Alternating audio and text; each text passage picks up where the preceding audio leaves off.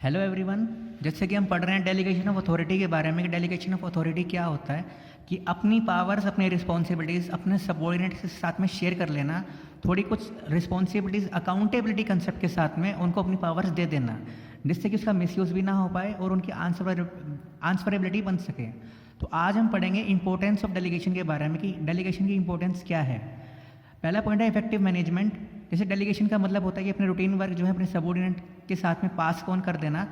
Main job होता है manager का कि अपने एम्प्लॉयज़ से अपने सबऑर्डिनेट से बेस्ट निकालना, मतलब कि उनकी एफिशिएंसी और इफेक्टिवनेस को ज़्यादा करना, जो कि सिर्फ पॉसिबल हो सकता है डेलीगेशन से।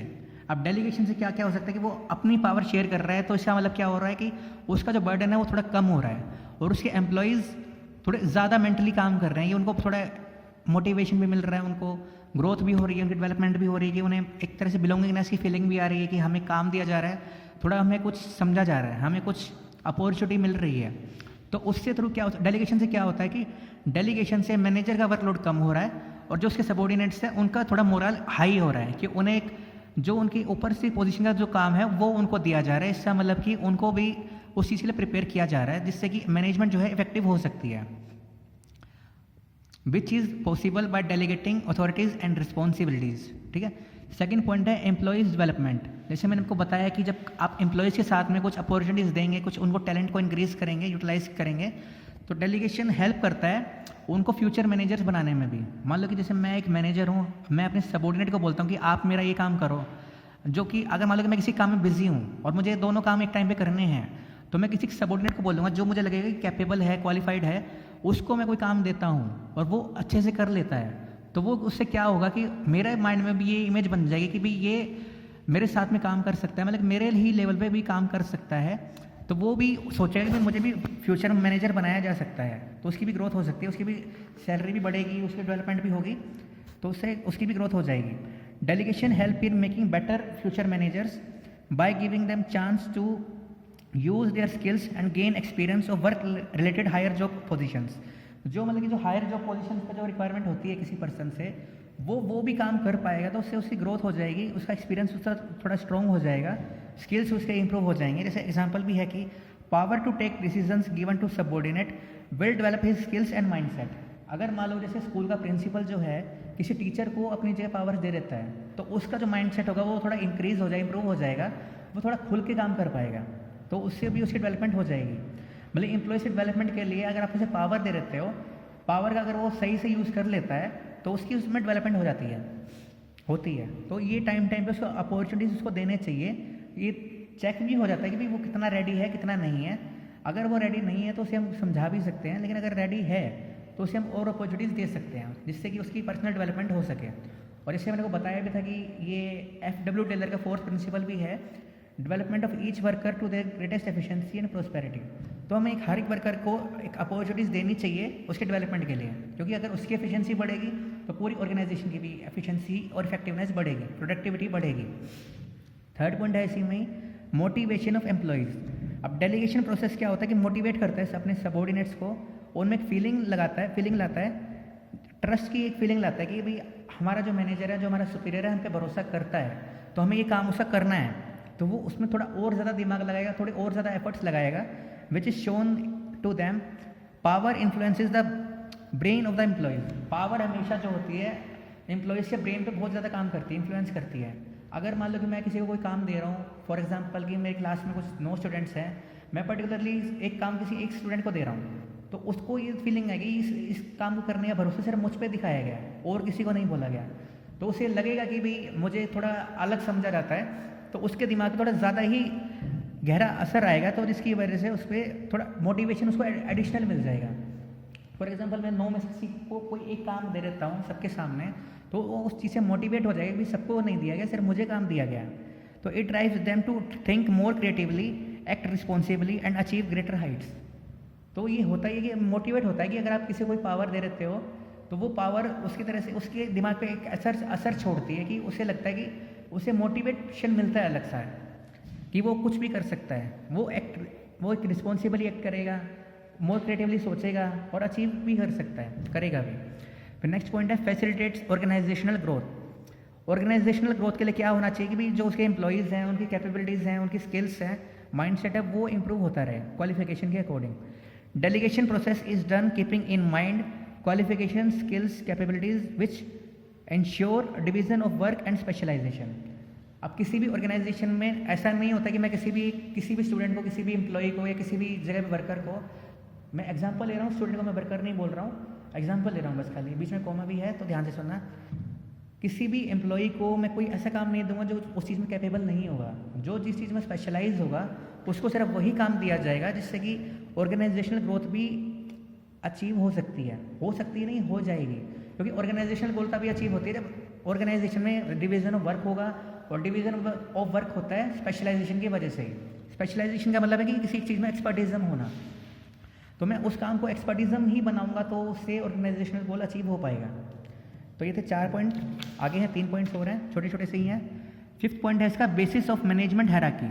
अब हायरार्की का मतलब क्या होता है कि ऑर्डरली सीक्वेंस में सब कुछ काम होना, मतलब जैसे A to B, B to C, C to D, D to E, E to F, ये जो चीज़ है हायरार्की है। मतलब एक तरह से CD बना देना कि सब कुछ एक ही सीक्वेंस में चलेगा, कोई ये नहीं कि कोई भी किसी से घूम के कभी भी बात कर रहा है, वो चीज़ नहीं होती है।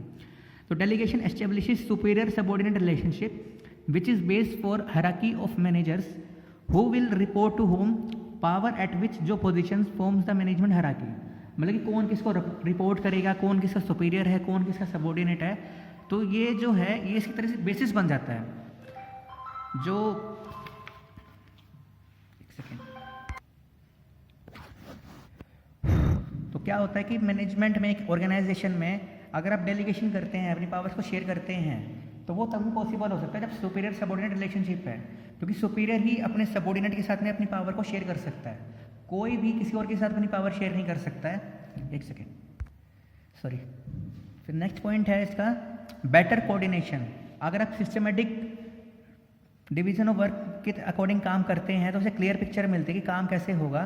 तो उससे अगर आपको सभी को अपना अपना रोल पता होगा, सभी को अपने फंक्शंस पता होंगे, सबको ड्यूटीज़ पता होंगी, तो उससे बेटर कोऑर्डिनेशन पॉसिबल हो पाएगा। क्योंकि जब सभी अपने अपने रोल्स को परफॉर्म करेंगे तो उससे डुप्लीकेशन ऑफ एक्टिविटीज़ नहीं हो पाएगी। अगर मान लो मैं एक रूम में 40 लोग बैठे हुए हैं, उनको बोलता हूँ कि भाई आपने ये काम करना है, लेकिन पर्टिकुलरली मैंने किसी को ये नहीं बताता हूँ कि किसको पर्टिकुलरली कौन सा काम करना है, तो उस केस में डुप्लीकेशन हो जाएगा। लेकिन डेलीगेशन में क्या होता है कि सुपीरियर सबऑर्डिनेट में क्या होता है कि अगर मैं पर्टिकुलरली 40 से 40 लोगों को उनका अपना पर्सनल काम बताऊंगा कि उन्हें एक सिंगल इंडिविजुअल को कौन सा काम करना है, तो वो सिर्फ अपना ही काम करेंगे, तो उससे डुप्लीकेशन नहीं हो पाएगा और वो कोऑर्डिनेशन बेटर कर पाएंगे। फिर इसका लास्ट पॉइंट है reduces the workload of managers. जैसे कि सबसे प्राइमरी एक तरह से एडवांटेज होता है डेलीगेशन ऑफ अथॉरिटी का। जो मैनेजर है, मान लो कि मैनेजर के पास बहुत सारा काम है, बहुत सारा वर्कलोड है, फाइल भी साइन करनी है, सब कुछ इंस्पेक्शन भी करनी है, डिसीजंस भी लेने हैं, तो वो क्या करेगा, फाइल चेक करने टाइम काम किसी और को दे सकता है, जिससे कि उसका वर्कलोड कम हो जाएगा, उसका टाइम जो है और किसी प्रोडक्टिव काम में यूज़ हो पाएगा। तो डेलीगेशन ऑफ अथॉरिटीज़ में क्या होता है कि by sharing authorities responsibilities manager reduce there workload. Without delegation manager will be overburden with the work. अगर डेलीगेशन नहीं होगा तो मैनेजर ओवरबर्डन हो जाएगा अपने वर्क के साथ में और कोई आगे मैनेजमेंट या मैनेजरियल डिसीजंस नहीं ले पाएगा। ठीक है, तो ये तो 7 पॉइंट्स है, छोटे छोटे पॉइंट्स ही हैं।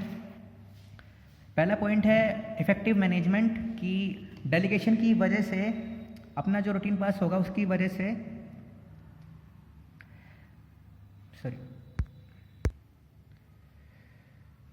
तो ये था इफेक्टिव मैनेजमेंट की डेलीगेशन की वजह से पॉसिबल हो पाएगा। फिर सेकंड है कि उनको मोटिवेशन मिलेगा एम्प्लॉयज़ को, जिससे कि उनकी डेवलपमेंट हो जाएगी।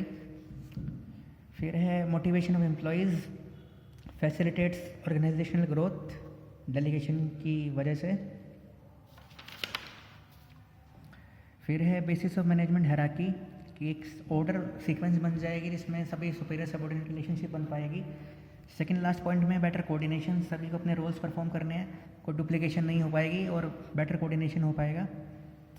फिर है reduces the workload of managers कि मैनेजर का अपना वर्कलोड कम हो जाएगा, वो अपना टाइम जो है बेटर काम में लगा पाएगा। ठीक है, तो एक छोटा सा पॉइंट हो रहा है, मैं करा देता हूँ, ये हम वैसे पढ़ भी चुके हैं, सेंट्रलाइजेशन एंड डिसेंट्रलाइजेशन। अब सेंट्रलाइजेशन का मतलब क्या होता है कि सारी पावर्स किसी एक पर्टिकुलर हाथ में होना। जैसे स्कूल में प्रिंसिपल है, इंडिया में मोदी जी हैं, अमेरिका में डोनाल्ड ट्रंप हैं, हर एक देश में सभी के पास जो पावर होती है किसी किसी हाथ में होती हैं। सबके हाथ में नहीं होती है, उसे हम बोलते हैं सेंट्रलाइजेशन। और डिसेंट्रलाइजेशन में क्या होता है, अपनी पावर को अपने एम्प्लॉयज़ के साथ में बांट देना। आपको ये ध्यान देना होगा कि डेलीगेशन ऑफ अथॉरिटी में भी ये चीज़ थी और डिसेंट्रलाइजेशन में भी सेम चीज़ है कि अपनी पावर को बांट देना। तो आप सोचेंगे कि दोनों में डिफरेंस क्या होता है, तो डिफरेंस ये होता है, delegation of authority means multiplication by 2।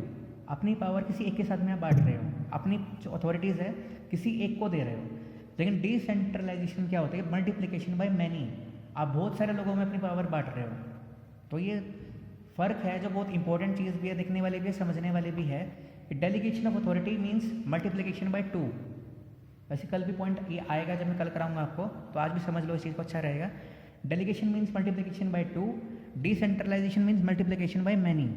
तो सम कंपनीज जो हैं, कुछ कंपनीज ऐसी भी हैं जो मिक्स पॉलिसी को फॉलो करती हैं। अब मिक्स पॉलिसी का मैंने आपको बताया भी था कि हेनरी फ्यूल ने क्या कहा था, ना ही प्रॉपर सेंट्रलाइजेशन होना चाहिए, ना ही प्रॉपर डिसेंट्रलाइजेशन होना चाहिए। बीच की पॉलिसी मतलब दोनों ही इक्वल होने चाहिए, दोनों ही बैलेंस होना चाहिए। क्योंकि अगर सेंट्रलाइजेशन होगा तो उससे गलत डिसीजन हो सकते हैं, या हो सकता है कि कुछ जो कन्फ्लिक्ट्स हो सकते हैं मैनेजमेंट ग्रुप में, वर्कर्स ग्रुप में। और डिसेंट्रलाइजेशन होगा तो कुछ गलत भी हो सकता है, डिसीजन कुछ गलत भी लिए जा सकते हैं। तो कंपनीज क्या करती हैं, जो बहुत इंपॉर्टेंट मैटर्स होते हैं जैसे कि फाइनेंशियल है, स्ट्रक्चरल डिसीजंस हैं, वो टॉप लेवल मैनेजमेंट के ही हाथ में रहते हैं, वो सेंट्रलाइज होता है। जो कॉमन डिसीजंस होते हैं वो डिसेंट्रलाइज कर देती है। सॉरी, आज का थोड़ा टॉपिक शायद आपको क्लियर ना भी हो पाया, तो थोड़ा फ़ोन करके पूछ भी लेना अगर आपको कोई कहीं डाउट होता है तो। बाकी ये था आज का आपका टॉपिक। Thank you.